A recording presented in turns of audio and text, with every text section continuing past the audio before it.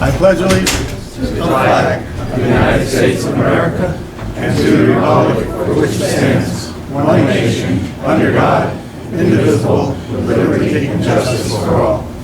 Thank you.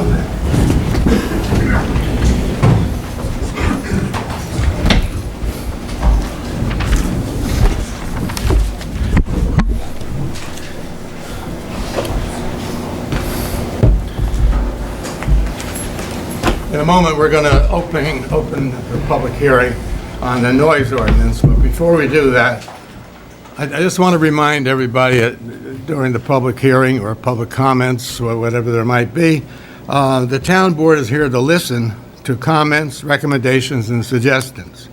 We will not be answering questions. However, if the wording in the ordinance is unclear, please ask the question. Our attorney will clarify, hopefully, the wording. Each person speaking will go to the microphone. Give me your name and address. Each person speaking will have a maximum of 5 minutes. No one will be allowed rebuttals or a second turn to the microphone. After this hearing, the town board will review the minutes of the hearing, and we may make changes in the ordinance. Depending on what changes are made, we may need another public hearing. If not, 2 weeks from now, we'll look at adopting the noise ordinance.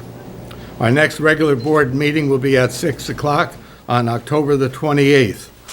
On that night, we may vote on the ordinance, or if needed, set another public hearing.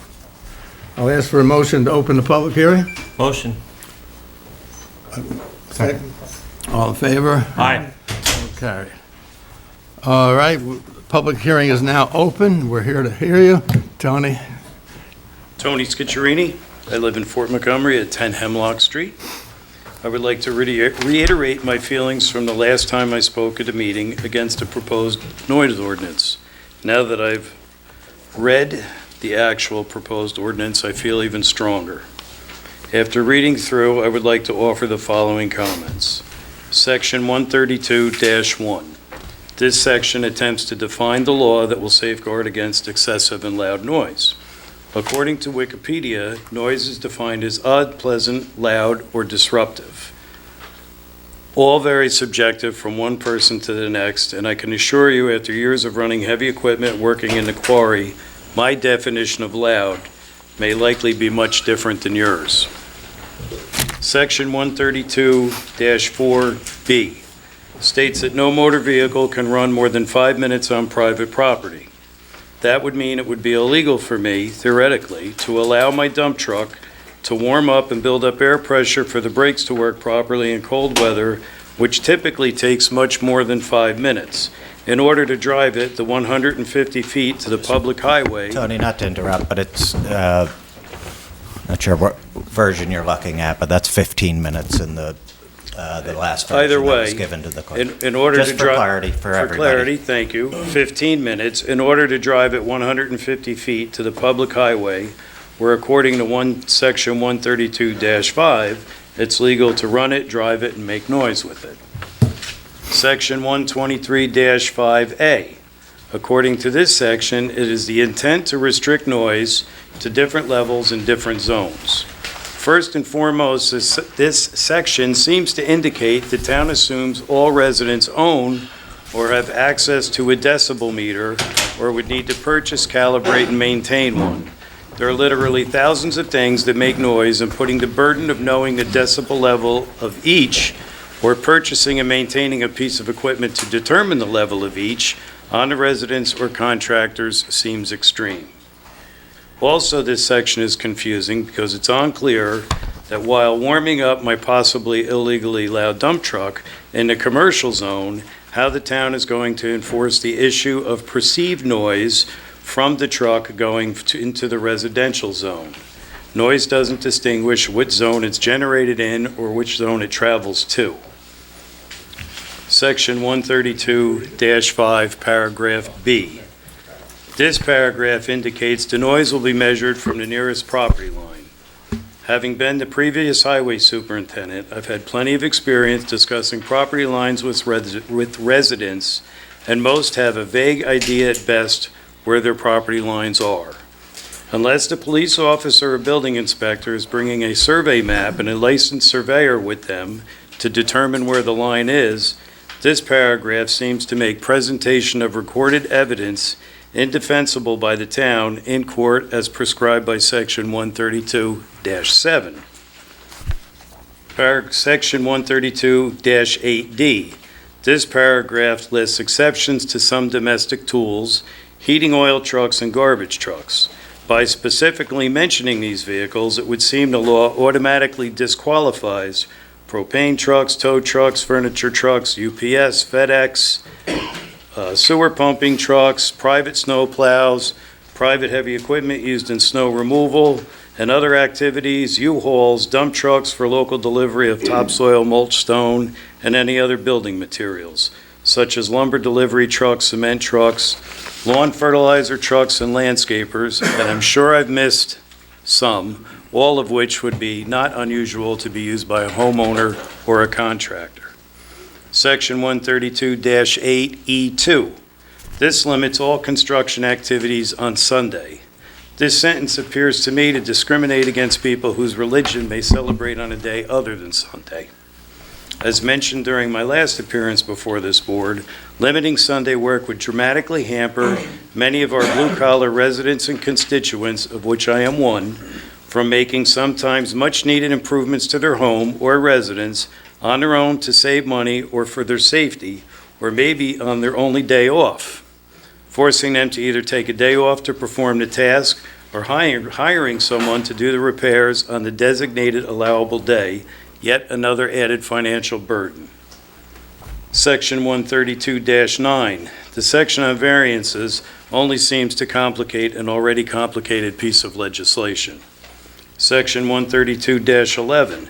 This section, again, only adds the additional burden of trying to enforce the law on at least two or possibly more departments, which, depending on the day, may already be dealing with far more important issues.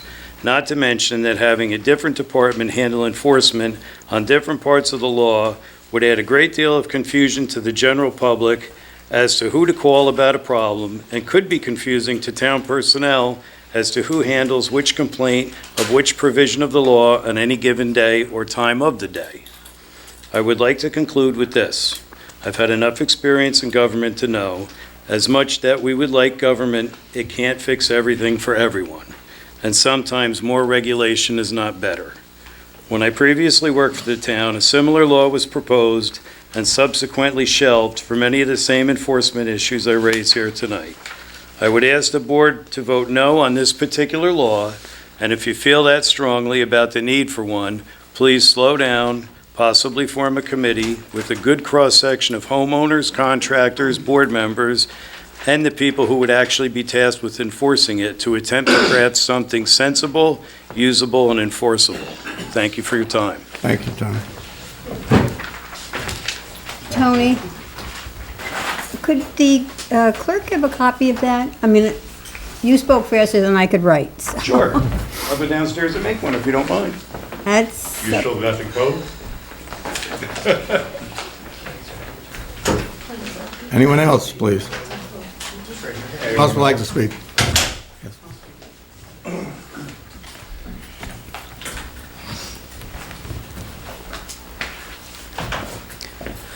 Good evening. I'm Pete Kilner. I lived 15 years on West Point. Now we've been renting about 3 years out here in town, and we're looking to buy a house in town. I came to this meeting because reading the news of the Highlands this week, what jumped out at me is how this law, if not done well, could inhibit my ability to be the kind of homeowner I want to be. Looking at just my immediate neighbors, people I share property with, one person does projects every summer. He's built an outdoor patio and kitchen to improve the yard. He's built a huge play area for the kids. He's installed a pool, and it involves power tools. And of course, he works full time, so he's always working on the evenings and on the weekends. And even though it's aggravating sometimes, I appreciate that he's doing it, right? He's making the neighborhood better. My neighbors right next to us right now just cut down a huge tree, which was great because I was always worried it was going to fall on our house. It was dead.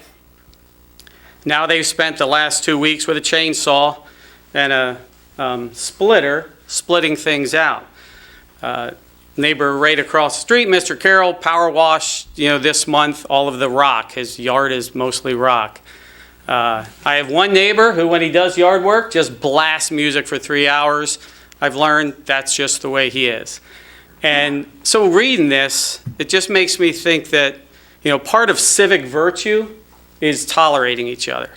And part of the long-term welfare of our community is allowing homeowners to improve their properties. I work 50, 60 hours a week. When we buy a house, hopefully we'll be making an offer tomorrow, I expect to be improving it, doing everything I can. That's going to happen in the evenings on the weekends. And even though I'm not so skilled, sometimes it's going to involve power tools. And so I don't know the details, but I have heard that like just a circular saw going through steel or, working, or a generator could exceed it. And if that's the case, I think we have to be really careful about that.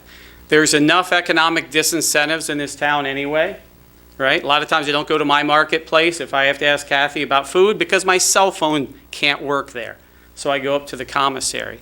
I run a home-based business, and I've had calls get dropped. So we already have problems with technology creating economic disincentive. Let's not make laws that make it harder to keep our tax base up, to have construction, and to keep our properties good. So thank you very much. Thank you.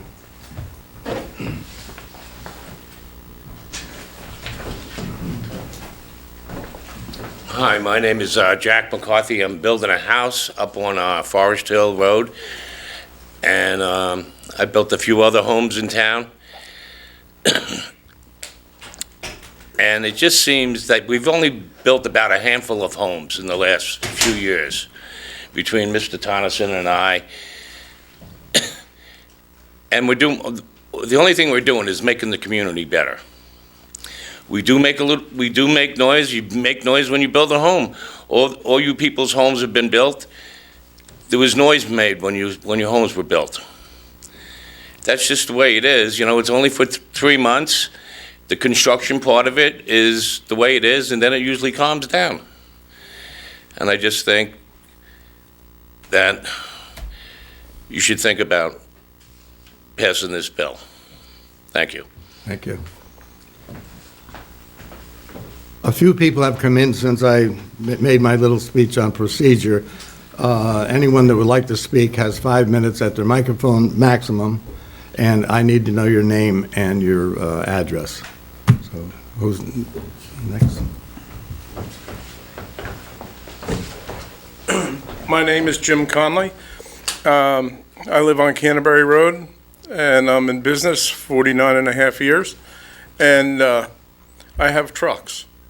These trucks, yesterday morning, I started the truck at 5 o'clock in the morning because I had a job at Westchester Medical Center. I can't make them quiet. Some of them take 10 minutes to run to get enough air up to move them. There's not a whole lot you can do to get out of the yard until the truck the brakes build up and you can move. Just like Mr. Perry is going to tell you that his business is in a residential area. And when he gets a call at 5 o'clock in the morning for no heat, he's got to get out there and start a truck and go to someone's home with oil. All these things would have to be curtailed until you met the requirements of a new law that says you can't make noise. Also, you can't do anything about helicopters running over the mountains and up Popolopen for the Army. These people run, they shoot guns, they do all kinds of crazy things that we have no control over. Nobody says anything about that.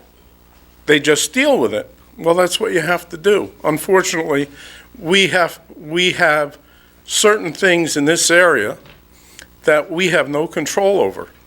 And why should you put more control on the community when you can't control shooting, and like for me, it really bothers me that these people are shooting and stuff because I spent 19 months having people bomb and strafe and shoot, and they were really killing people. And it's just difficult to deal with that. But either you deal with it or you move on. If you can't tolerate it, you have to move someplace else. And there's plenty of places out in Montana and Nevada and where there's no neighbor for 100 miles. But you're still going to hear a jet fighter fly over the horizon, So I just think that we have enough laws and we don't need any more.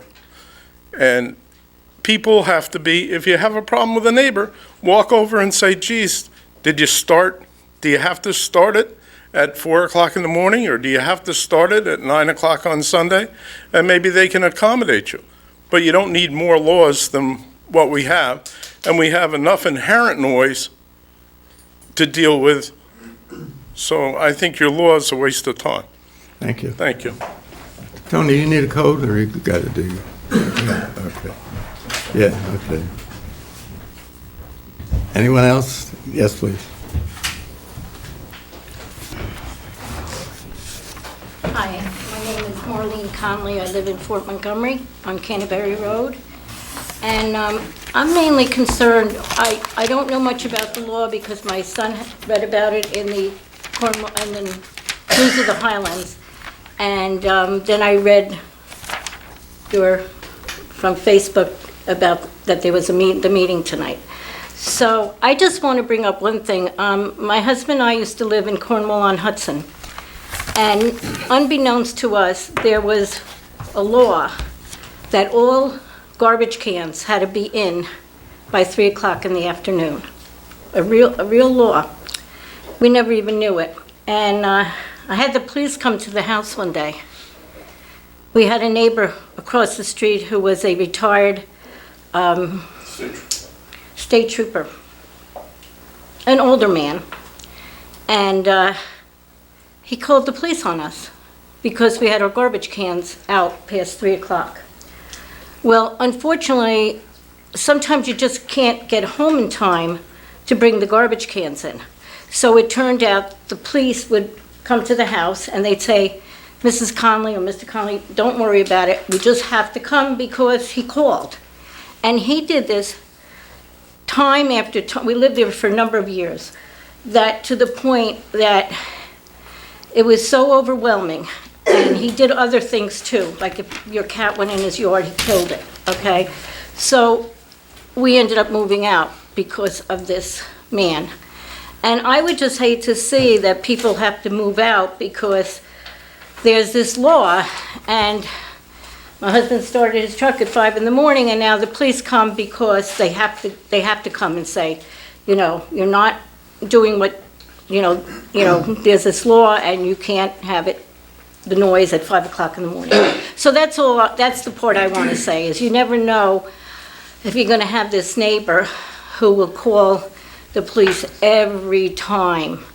And I mean, there were other laws that I don't want to go into in Cornwall-on-Hudson, that anytime he could do something to us and other people who lived on our little street, he would call the police. So that's all that I want to say. Thank you.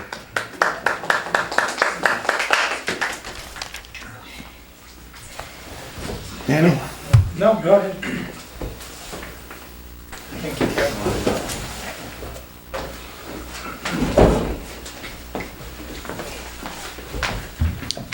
Hi, Annie Scott, Fort Montgomery. Do you know that a food mixer and a blender are 90 decibels?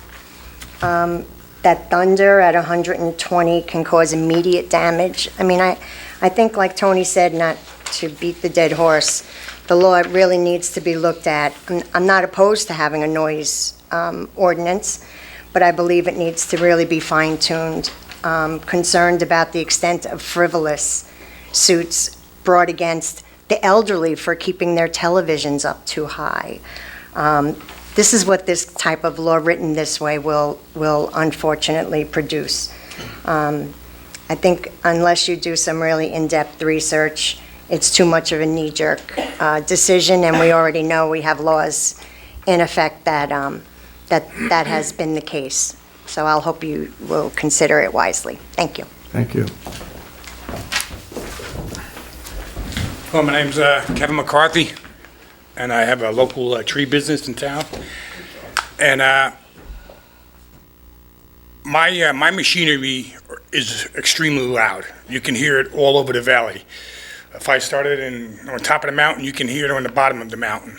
And this is going to affect my business, and it's going to affect every homeowner in Highland Falls and Fort Montgomery if this is passed, because the police officer comes up and gives me a ticket for the noise ordinance. I'm going to turn around, I'm going to have it right in my contract that the homeowner is going to have to pay for it, because I can't afford to survive by paying tickets because of the noise, okay? And it's very loud. It's louder than your Apache helicopters, you know? And that's a good point, because I have 12 Apache helicopters fly over my house all the time in July, and it is annoying. But I understand about the noise, but I think it's going to really affect all the contractors in town. And eventually, at the end of this, all the homeowners in the town and the village will pay for this. Because we have to, if we're going to be getting tickets for our noises, we're going to have to make it up someplace else or pack up all of our equipment and leave town. That can happen too, you know? So this is a lot more than just, this affects everybody in this village and town, this ruling that you're going to pass. Because it's going to get very expensive for all of us, you know? And that's about all I have to say. Thank you, Kevin.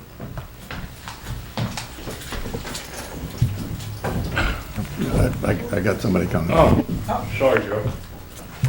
Joe Miller, 137 Canterbury. I have to apologize. Some time ago, I had an excavator, and I had a problem, and I had to clean up a piece of property that was a dump. And it made noise, and I had trouble with a neighbor who had a real problem with it. In fact, I won't get into exactly what he did to try to remedy a situation, but it wasn't good. However, I have a neighbor that just moved in across the street, great guy, young family, and about a month ago he ran into a problem. He was fixing his house and he realized he had some rock he had to remove. And he called me and he said, I'm running out of money. I'm in a real tight spot here, and it was very noisy chopping rock. Well, the guy has to do it. He said, are you okay? I said, look, you got to survive. You have a young family. Sure, you got to do what you got to do. So he's been chopping rock. One neighbor's having a fit. Well, this particular neighbor has a fit about everything. Whatever. People have the right to complain. But if the guy doesn't do what he has to do to try to survive and get this house built, he's not going to be able to keep the place, and he has to work on it. So he works on it. He's trying to do it after work. After he makes a living, he's got 2 kids, great person. This is a wonderful community with a whole lot of great people. This kind of is not good for the community when you can't even come home at night and do what you need to do because the neighbor wants to lock you up. Start writing your tickets. And I know I've got one neighbor. This guy inherited his house. Mommy said, this is for you. And the guy goes, look at me, I'm a homeowner. I've earned the world. He's done nothing but create problems. So this is what we're up against. These people come home at night. They're not going to be allowed to work on their house. Young families, we're going to drive them right out of town. I just think it's completely ludicrous, but thank you. Thank you, Joe. Okay. Chris Burns, Fort Montgomery. I'd just like to say, back when I was on the board with Richard, 2004, we had a complaint up on Wyant Road about noise. And the town board at that time had sort of a little knee-jerk reaction on, we need a noise ordinance. And Tony Scicciarini, at that point in time, was the head of the Department of Public Works, and he came to the board and talked to me, talked to Richard, I think Jimmy DeSalvo was on it, Bob Monroe, and it's like, Chris, there's 14 people up on Wyant Road. And we've only got complaints from one person. This has nothing to do with noise. It has to do with a neighbor complaint. And at the end, the people that were complaining moved to Cornwall, and their reason we're complaining, not that he was building a house across the street from him, but his house was going to block their view. So this is a neighbor complaint. So now we're up on Forest Hill. I don't know who the hell is building up there, but there's got to be 15, 20 houses up on Forest Hill, and we have one complaint from a lady that works from home and has the luxury of working from home. No other neighbors are complaining. So, I mean, she's not, doesn't have to commute, doesn't have to fight the parkway, doesn't have to fight the mountain, doesn't have to fight the snow. I think rather than a knee-jerk reaction on a sound ordinance for this town, maybe she should just soundproof her home office at her house. I mean, we've gone through cell towers, we've gone through Wi-Fi, we've gone through LED lights. I mean, come on. If 15, 20 people were in here arguing about noise, fine, then do a noise ordinance. But I'll tell you what, when I lived up on Wildwood and I needed a backhoe in my yard on a Sunday morning, my neighbors would be over there. One of them would be running the backhoe, the other two would be leaning on a shovel, and me and the fourth one would be drinking a beer. So that's all I got to say. Thank you. Thank you, Chris. Anyone else?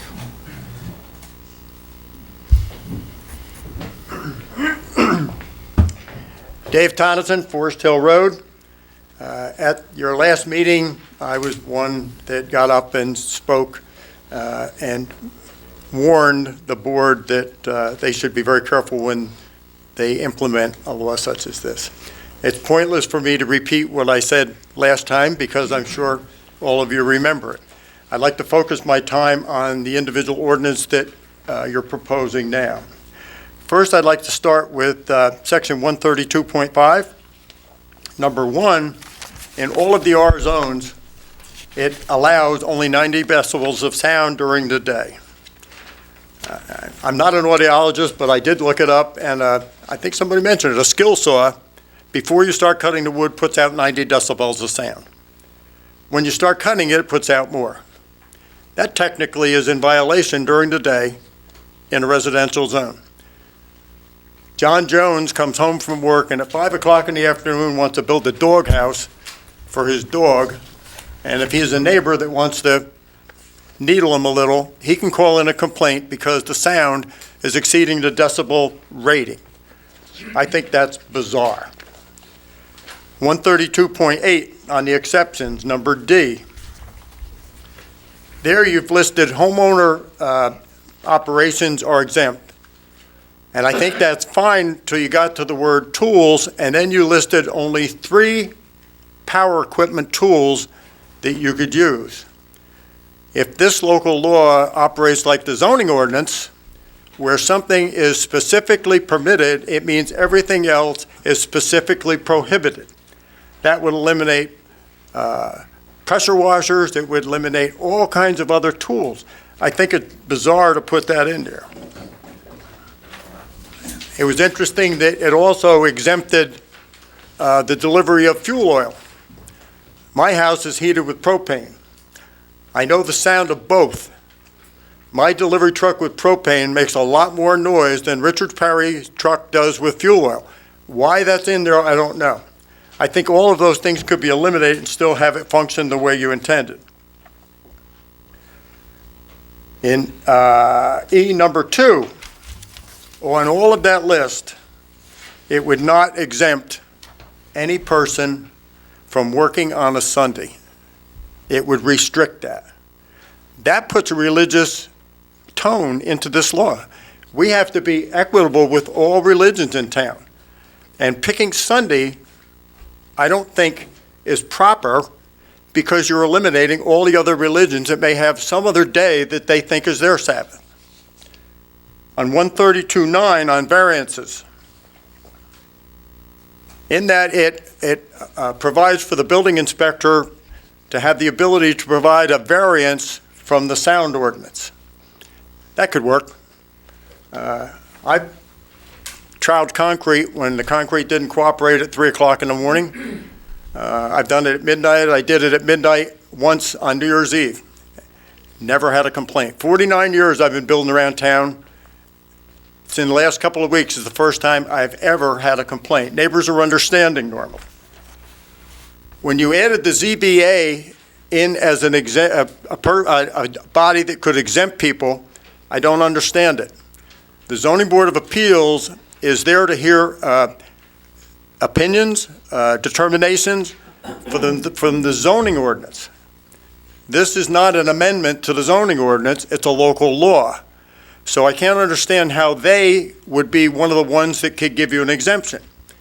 If any of you have ever had to go for a determination from the Zoning Board of Appeals, this will ring a bell. You have to first have a rejection or a letter of referral. You then have to seek a time at a meeting at the ZBA. You then have to fill out an application. You then have to pay a fee. You then have to publicly notify all the neighbors within 500 feet there's going to be a public hearing on your property. At that time, you have a public hearing, and then they have to make a determination then or later. That, in my instance, took 2 months. If you were doing a construction project around your house and were looking for an exemption, you might need it in a few days, and 2 months doesn't work. Does not work. So I think having the town board as a group to provide an exemption might be more appropriate and quicker if you did that. And the other thing I have, as soon as I find which one it is, on 132.12. That one, I own property on 9W, and so do a lot of other people. If a truck driver is driving in the wintertime and reaches the point where he can no longer drive, by law, he has to pull over and sleep. If it was in the wintertime, he might want to keep the truck warm. If he pulls in on my lot without my knowledge and runs his truck longer than 15 minutes, he's in violation of the ordinance. Now, he's probably from North Dakota, so if the police officer rightly gave him a ticket, you would never see him again. It's not a B&T offense, so there'd be no reciprocity with another state. However, I, as the property owner under that section, am liable for a ticket for allowing that to happen when I had no knowledge of it. Do you leave that up to the discretionary powers of a police officer not to give me a ticket? That really shouldn't be in there. And finally, I want to give each one of you a copy of an attachment from the building department.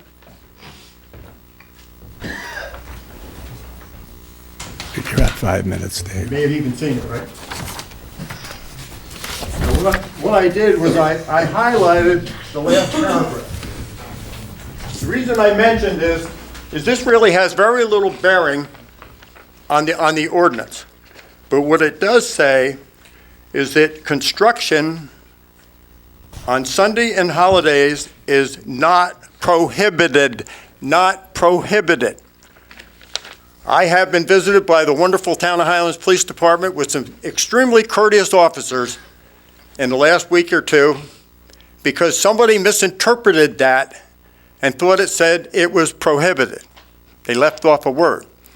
It wasn't done intentionally, it was an oversight. But what it did do is allow an aggrieved neighbor to use the Town of Highlands to get back at me. Whatever you pass, if you do, could be very well used the same way, and I hope you can put something in there so it doesn't. Thank you. Thank you. Anyone else? Got a minute and a half left. No, I can't do it, Chris. Anyone else? Hi, get it in, I'm going to talk about decibel levels, construction, power tools, Donald Trump, and Barack Obama. 5 minutes. I'll start with Barack Obama. He gave a speech towards the end of his presidency at Rutgers and said, "It's not cool not to know what you're talking about." So I'm going to start with decibel levels. Somebody said, oh, a mixer gives off 90 decibels. Mixer gives off 90 decibels at the source, but at your neighbor's property line, it's not going to be anywhere near 90 decibels. Let's talk about what's going on in other jurisdictions. In Los Angeles, in residential areas in San Diego, the decibel level is 45 to 50. In Chicago at night, it's 55. In places in Orange County, it's a little higher in the 60s. In industrial zones in major cities, and I have a list that I sent all of you, the industrial zone maximum night limit is 70 to 75. Your night limit proposal for residential areas is 75, an industrial zone in a major city. So the decibel level allows levels of noise in excess of any other place that has a code, in excess of major cities. I've named some of them. Chicago, Seattle is another one that's listed in my chart that I gave you. San Diego, Los Angeles. It's not even serious. 85 is the level at which the World Health Organization recognizes severe hearing loss from continual exposure to 85. 75 is the level at which the literature is reporting serious problems. 33 is the level at which your blood pressure spikes. 45 is shown to interfere with learning in schools that are in noisy environments. 45 is the threshold for comprehension of speech. After that, you don't understand what you're being told very well. And the German standard for mentally stressful tasks is also 55. Hearing loss, according to the EPA in 1974, occurs at 70. And we're talking 90 in residential zones during the day, 95 in industrial, and at night 70 and 75, which are the far limit in industrial zones in major cities. Something's not right here. The noise injury threshold, so Midtown Manhattan traffic noise is 70 to 85. And so a lawnmower is 85 to 90, higher than all these thresholds that cause a problem. And there seemed to be a problem. A lot of noise ordinances deal with lawnmowers. I had given a link to Quiet Communities. Electric lawnmowers solve two problems. They reduce global warming, not having diesel exhaust. And I have a study that I gave you in the packet that I emailed to you earlier, that one of the problems, I've talked a little bit about the C scale. The C scale is the low frequency noise. It's extremely debilitating for people, and many city codes regulate the C scale. So the diesel lawnmowers have extreme levels of noise on a C scale, which is why they're very annoying, and the electric ones do not, which is why they're safer. New York City, for leaf blowing, requires a muffler. That's a reasonable concession. This is New York City, which is a pretty noisy place. I've experienced, my neighbors now don't use, lawnmowers or leaf blowers, anyone near me that I can hear it. I do have a project that's about 200 feet from my bedroom and office, and the leaf blower is highly irritating. And I think if New York City can put a muffler on a leaf blower and restrict the times you can use it, that's reasonable. Excuse me, I'm speaking. And I think if you have a lawnmower that's electric, which is what other people are doing, that's something that's reasonable. That's what other communities are adopting. I think in terms of my own personal experience, obviously I've had an extreme situation because there's a project next to me and there's one below me. New York City only allows construction from 9 to 6. Daytona Beach allows it from 8 to 4. Places in Orange County allow it from 9 to 5 and only Monday to Friday, not Saturday and Sunday. If people are so concerned about people's religious observances on Saturday, they can adhere to norms that other communities adhere to, which is not to have construction on a Saturday and Sunday. That's reasonable. That's a basic norm in other places, and that should be respected. And if they can't because they're working and they have other work commitments, then maybe that's something to talk about getting a variance, and that's reasonable. Delivering propane, if we're delivering heating oil, that's reasonable. But the other thing that the New York City Code does with construction is they said not more than 10 decibels above the ambient level. And they have all kinds of requirements. You have to have a noise plan as to how you're going to reduce noise and mitigate it. And I would sort of refer you to the New York City Code. It deals with the C scale, which is the problem, which is sort of what I've experienced. And I think, this is a problem that's recognized by the World Health Organization. It's an environmental pollutant. It's a problem. Someone made a comment and really disparaged me and said that person has the luxury of working from home. I don't really need to get into it here, but I have to work from home. That's the only place that I can go and work. And for me to have no access to my home and then someone else say, oh, well, you should just, neighbors should be able to work any time of night, any time weekend. No, it's not reasonable. 9 to 5, reasonable. You want to negotiate and say 9 to 6? Maybe. I don't like it. But 8 to 6, I don't think that's too reasonable. But certainly not 7 to 7, 7 days a week. I have lost access to my home. I've written to the town. I think everyone on this board knows I've been candid about what I've experienced. There was an article in the Atlantic magazine last week that I think, that I sent to you that really sort of explained the problem. And there was a quote in it, if I can find it, that really sort of explained what I was going through, which is if you're constantly being exposed to noise, and it explained in there, I highlighted it in the packet I sent you, your brain starts to sort of loop, and your brain is sort of searching for that noise after you've been hearing it. You're not even sure if you're not hearing it anymore. It's extremely debilitating. The only sane response to what I've been exposed to, which no human should be exposed to, is to leave.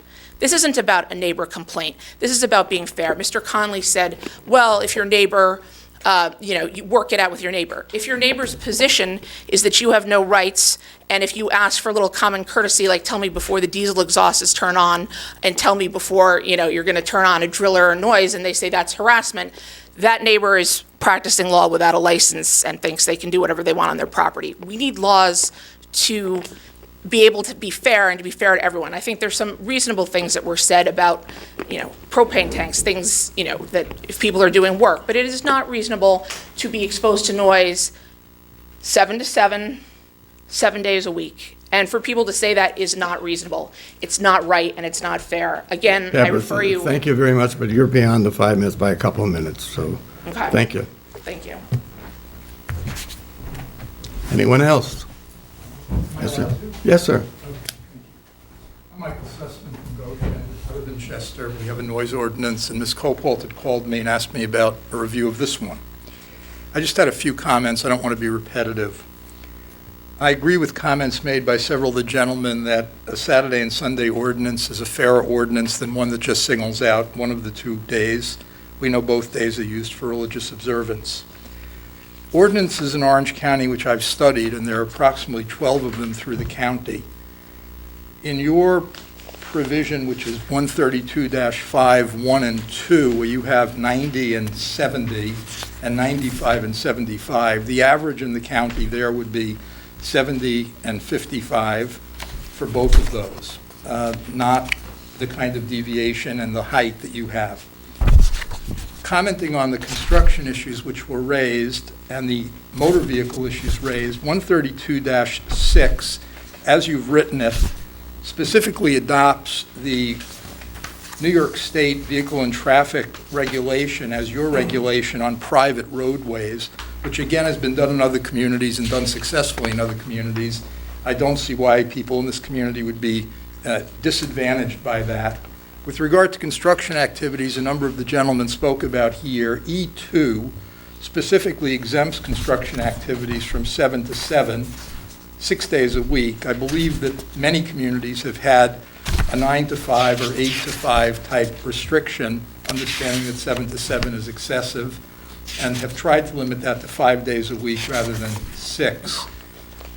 For those who have businesses which find hardship in this, you do have a varied procedure which is also common to a number of communities and has been found workable in many of those communities, and I think you're functioning reasonably again there. One of the gentlemen mentioned that there are helicopters and other airplanes, but you properly understand in this ordinance, and I think it should be supported in E3, that there is governmental agencies you can't regulate. You don't have authority to regulate them, and therefore they're exempted by dint of that. It might not be your choice, but you have to live with it as a community. So I think it's supportable. I don't think it creates an irrationality in your statute. I think it's reasonable. For those individuals who've spoken here today and indicated that this is not neighborly, I've sat in Ms. Cobalt's home with her. I've listened to the kind of noise and smelled the kinds of things she's been exposed to. I don't think she's hysterical, and I don't think she's crazy. I think she has a reasonable position as a neighbor. For those who go on and on about their rights, you're disrespecting, in my view, hers, and you're creating nuisance. Nuisance is illegally actionable whether you have an ordinance or not. She has every right to be in court if a nuisance is being created, and then a judge has to determine it without reference to any guidance from your community. So I applaud you for at least attempting to provide that guidance, even though I disagree, as I mentioned, with the decibel levels you're proposing. I think they are too high, and I think that you could have more restrictions in terms of the hours in which it applies. Thank you, sir. Thank you, sir. Anyone else? Jim? Jimmy Rippa, 34 Bridge Terrace, Fort Montgomery. I looked at my backpack leaf blower today. On high, it's 105 decibels. Now, everybody knows leaves are falling, okay? Most all homeowners have backpack blowers or leaf blowers of some sort. And when do they move the leaves? On weekends, Saturdays and Sundays. They're out there running them. I can hear neighbors on the other street from my house running their leaf blower. You know what? You live with it. Is it so bad? Because, you know, what are you going to do? Shut people down because they got leaf blowers? It's 100 decibels. Said you can't do it on weekends. How are they going to clean their yard up? You have landscapers that, you know, come clean up yards on weekends. What do you do with them? Say you can't do it on weekends? Maybe that's the only time they can do it. That's all. Thank you, Jim. Anyone else? Okay, I'll ask for a motion to close the public hearing. So moved. Second. All in favor? Aye. I want to thank everyone for voicing your opinions in a nice, very polite, friendly manner. I hope we can do something for everyone. We'll be revisiting this ordinance that we're proposing, and I'm not sure exactly what will come out of that, but we'll see. So thank you again very much for, we'll say behaving yourself, but you're not, you have a bunch of kids. If you all would like to leave, we're going to do our regular meeting, which has got very little on the agenda, and then we're going to go into a budget session. So if you want to leave, you're not going to miss anything. If you want to stay, please do.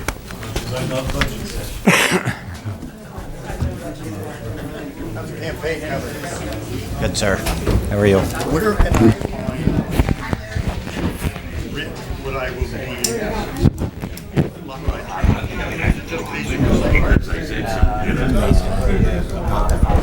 I don't think she's violent in that way.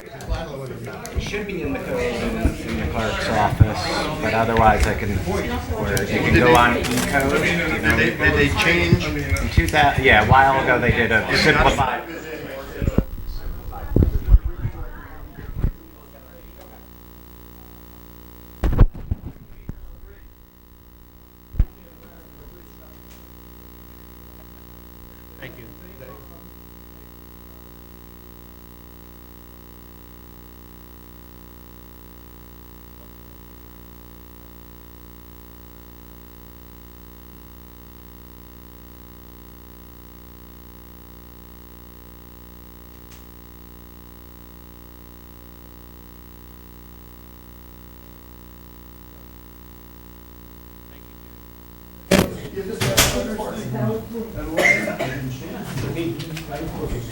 Okay, we're going to start the regular meeting. Please have your attention. I almost hate to say this. Is there any public comment on agenda items only? Okay, good. Previous minutes, you received a copy from the town clerk. Would anyone like to approve?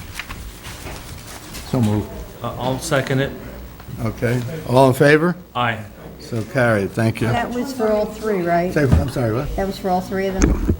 I only got, what, I got 3 of them? She sent 3 of them. All right, I read all 3 of them. Thank you for doing it digital. I saw no problem with any of them. I emailed do them. I have a second for all 3? Yep. All right. I only have one with me, that's why And that was the important one on my part. Communications, Highland Falls, Fort Montgomery Parent University Educational Series.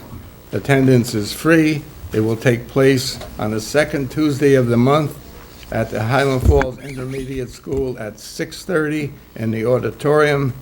And October's topic is Medicine Cabinet to Heroin Addiction, a brief but deadly journey. So, tomorrow, yes. I have the Veterans Hall of Fame. Remember, we've got to nominate a veteran? Yes. In fact, I spoke to Carla Schmidt about that today. I have 2 names for you, by the way. Excellent, okay. I'll make you as a committee of one to poll the rest of the board and see what we can come up with. Okay. Accepting for the name, the Veterans Hall of Fame, Assemblyman Colin Schmidt is going to establish this.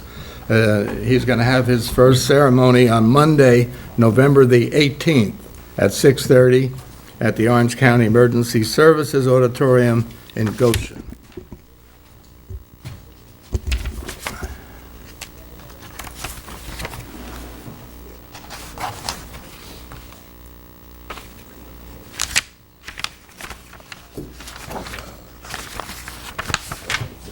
Red Ribbon Campaign, the Orange County Alcoholism and Drug Abuse Council of Orange County and the Highland Falls Fort Montgomery Central School District cordially invite you to the 30th Annual 2019 Red Ribbon Kickoff Ceremony. Send a message and stay drug-free. This will be Monday, October the 21st. There's a VIP breakfast at 8:45. The ceremony begins at 9:30, ends at 11. This is at the Highland Falls Intermediate School, and it's in their auditorium. I have the propaganda on that too, if anybody's interested in going. And the cutoff is tomorrow. to And the respond. cutoff is tomorrow to our SVP. Anybody want to write down a phone number or something? There's an email there, you can, Yeah, yeah. Just for note for the town board and anybody else that's listening, you may have noticed that the walkway between these buildings here, the building next to us, the lower part of the foundation was all kind of chipped up, messed up, stuff sticking out and what have you. So I asked Lisa to write a letter for me, asking them maybe they could please clean it up. Bruce says, don't worry, I'll take care of it. He sent them a possible code violation thing, conditions observed, Spalding paint and masonry on south foundation of the wall. Now, this was done on the 1st of October. And if you notice tonight, anybody walk through there, it's done. They fixed it up really nice looking. They did a good job. So that's kind of nice to have a landlord who is not living in Highland Falls, what do you call them?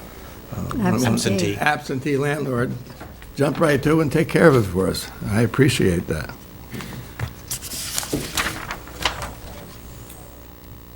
We paid out $129,316 to cover the check run. The big items were CEJJ Incorporated, $2,130 for the trash cans. Library, we sent them $61,590 for their fourth quarter contribution. O&R, $2,522 for multiple department electric delivery, not street lights. Rockland County Solid Waste, $18,675 for 1 month of landfill charges. The state comptroller, we sent $25,114 for court fees and fines. Comment from the board, Rich? Me? Yep. Okay, so not too long. As I say all the time, the Zoning Board of Appeals meets on the third Wednesday of every month. That'll be this coming Wednesday, whatever the date is, the 16th, I guess. They have 2 public hearings on their agenda, open to the public. With the sewer, it's getting toward the end of the year. I called Dawn. I would like to get one more section inspected this year. And down at Oakwood, we keep on having a problem with the floats hanging up. I would like to plausibly change that over to ultrasonic and eliminate that problem before the end of the year, and I think we can make that happen. I'm working on it. The building department. For the month of August, we didn't get to, I'll do August, I'll do September next meeting.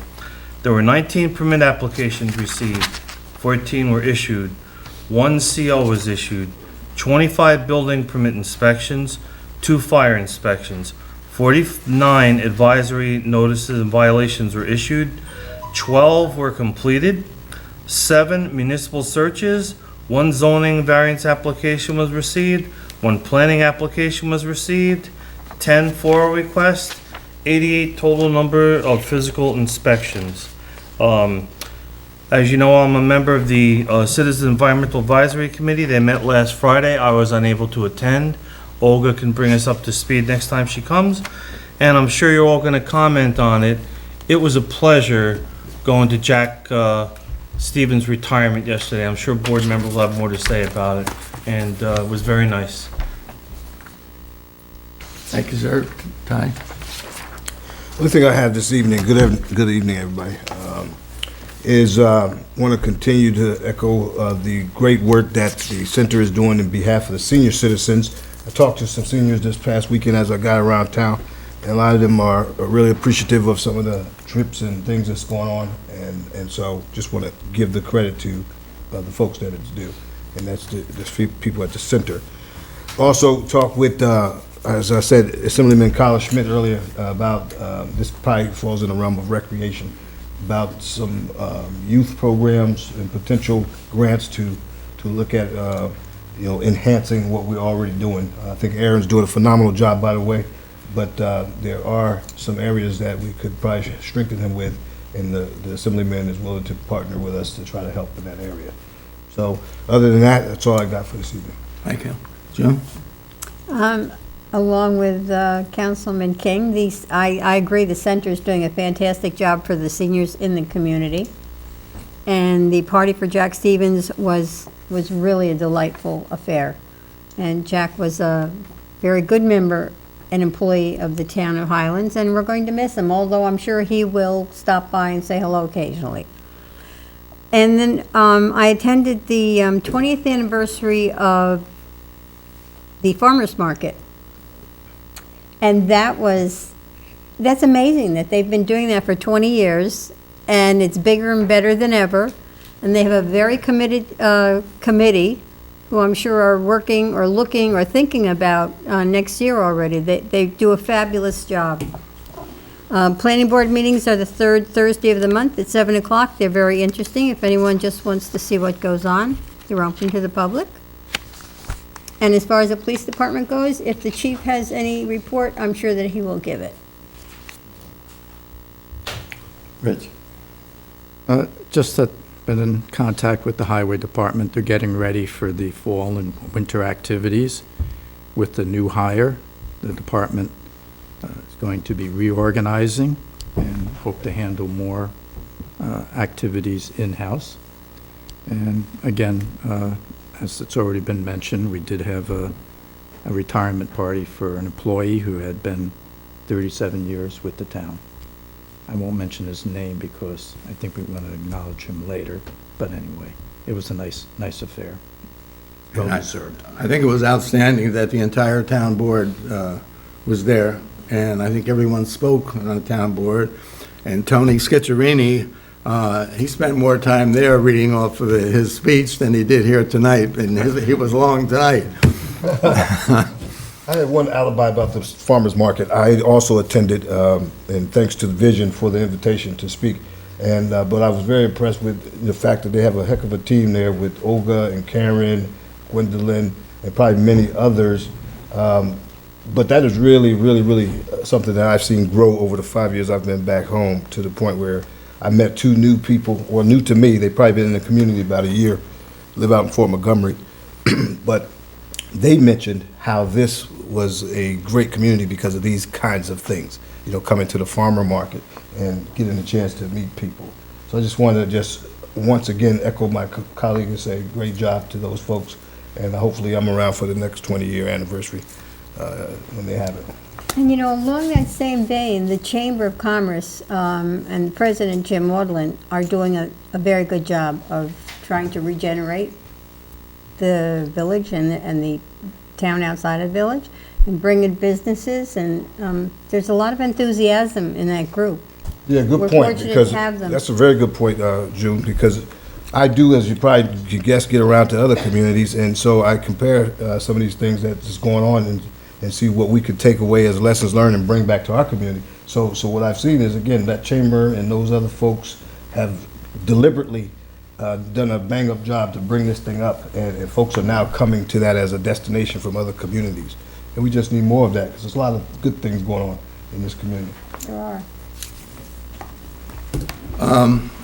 I think the town board all received this from Aaron Falk suggesting that we look into buying the senior center and all the reasons why and what have you. I think we should sit down and have a serious meeting amongst ourselves and talk about it, pros and cons, and whether we want to do it or not. But here's a question I have, because we've been down this road before. So is the senior center for sale by the village? That's what we need to sit down and talk about, too. So, because it's a mute conversation Yes. if they're not trying to sell it. Exactly. I put that in my budget file. It is, oh, okay. And just 2 minutes of conversation.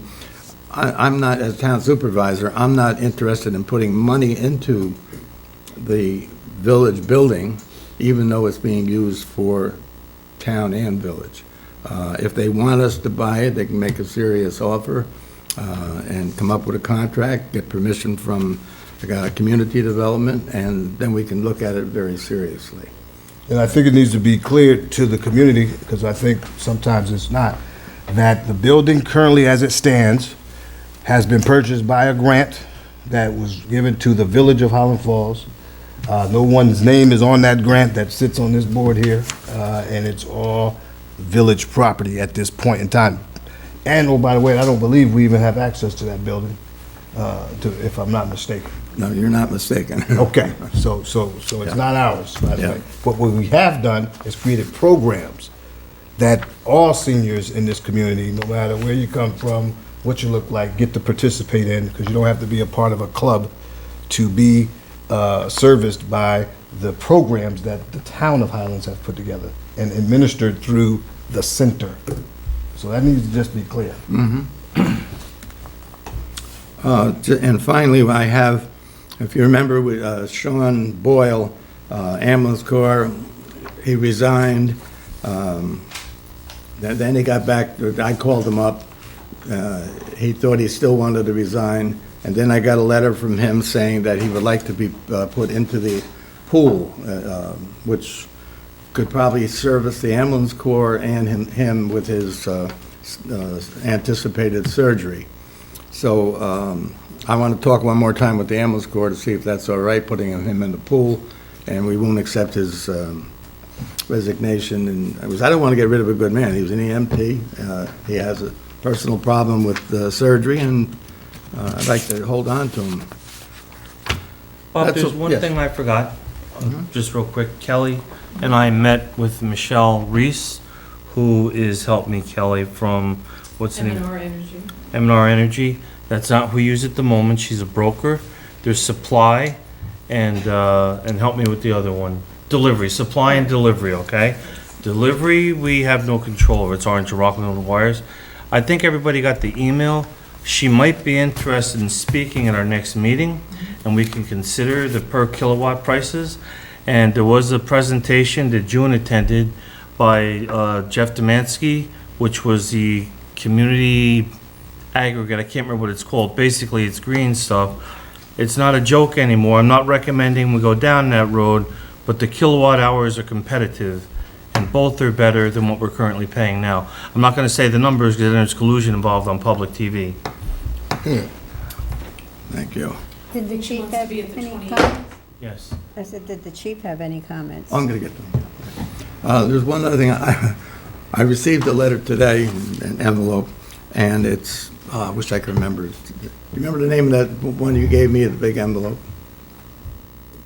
Okay. They want to make us an offer for our cell tower site. Not to build a cell tower, but the site we have, they want to make us an offer. So I got to direct them to the right place because I think they have something, the village has something. But I just thought it was His funny. name's Summer something? I took a message today and left. No, it. that's something else. That's a different, That's a okay. building department thing. Okay. The phone rang, I Chief. answered it, I took a note for you. I just wanted to briefly talk about the October 1st accident on the mountain. Tragedy to a member of our community.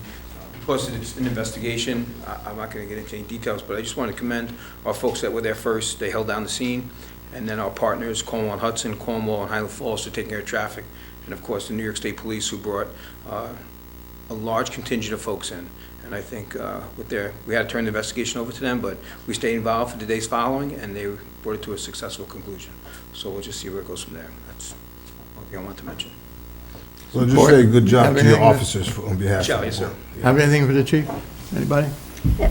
Just that was a very tragic affair, accident, and as first responders, you guys see it all. And I just want to say thank you to you and the patrolmen under your command. The police department the town of Highlands Police Department does a very good job. Men and women do a very good job, absolutely. Hey, I've been in the fire department a long time, we're all guys. Absolutely, thank you. Thank you. Okay, now we're going to adjourn this Bob, part. one thing for me. Yes. I want to say just to the public, although I was tardy and didn't hear the discussion, most of the people that were present I've heard before.